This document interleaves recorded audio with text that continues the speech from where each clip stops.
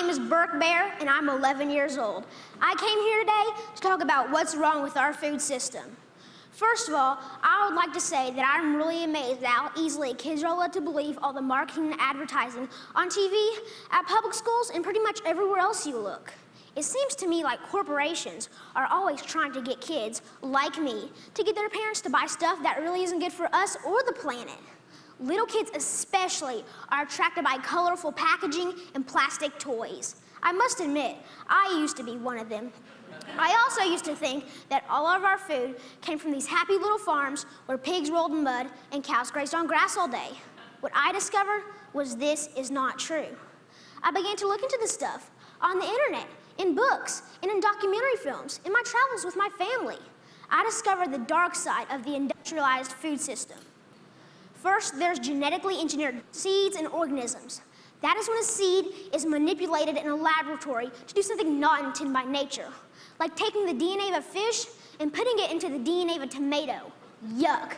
Don't get me wrong. I like fish and tomatoes, but this is just creepy. The seeds are then planted, then grown. The food they produce have been proven to cause cancer and other problems in lab animals. And people have been eating food produced this way since the 1990s, and most folks don't even know they exist. Did you know rats that genetically engineered corn had developed signs of liver and kidney toxicity? These include kidney inflammation and lesions and decreased kidney weight. Yet almost all the corn we eat has been altered genetically in some way. And let me tell you, corn isn't everything. And don't even get me started on the confined animal feeding operations called CAFOs. Conventional farmers use chemical fertilizers made from fossil fuels that they mix with the dirt to make plants grow. They do this because they've stripped the soil from all nutrients from growing the same crop over and over again. Next, more harmful chemicals are sprayed on fruits and vegetables, like pesticides and herbicides, to kill weeds and bugs. When it rains, these chemicals seep into the ground or run off into our waterways, poisoning our water too. Then they irradiate our food, trying to make it last longer, so it can travel thousands of miles from where it's grown to the supermarkets. So I ask myself, how can I change? How can I change these things? This is what I found out. I discovered that there's a movement for a better way. Now, a while back, I wanted to be an NFL football player. I decided that I'd rather be an organic farmer instead. That way...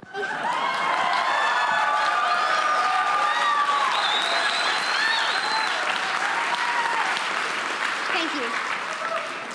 And that way, I can have a greater impact on the world.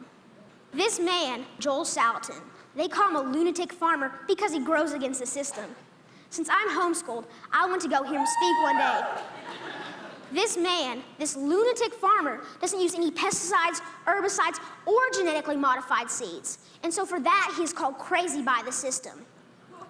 I want you to know that we can all make a difference by making different choices, by buying our food directly from local farmers or neighbors who we know in real life. Some people say organic or local food is more expensive, but is it really? With all these things I've been learning about the food system, it seems to me that we can either pay the farmer or we can pay the hospital. I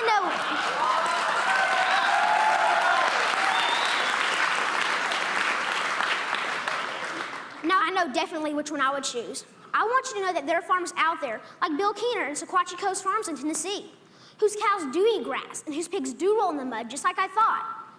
Sometimes I go to Bill's farm and volunteer so I can see up close and personal where the meat I eat comes from. I want you to know that I believe kids will eat fresh vegetables and good food if they know more about it and where it really comes from. I want you to know that there are farmers markets in every community popping up. I want you to know that me and my brother and sister actually like eating baked kale chips. I try to share this everywhere I go. Not too long ago, my uncle said that he offered my 6-year-old cousin cereal. He asked if he wanted organic toasted O's or the sugar-coated flakes. You know, the one with the big striped cartoon character on the front. My little cousin told his dad that he would rather have the organic toasted O cereal because Burke said he shouldn't eat sparkly cereal. And that, my friends, is how we can make a difference, one kid at a time. So next time you're at the grocery store, think local. Choose organic, know your farm, and know your food. Thank you.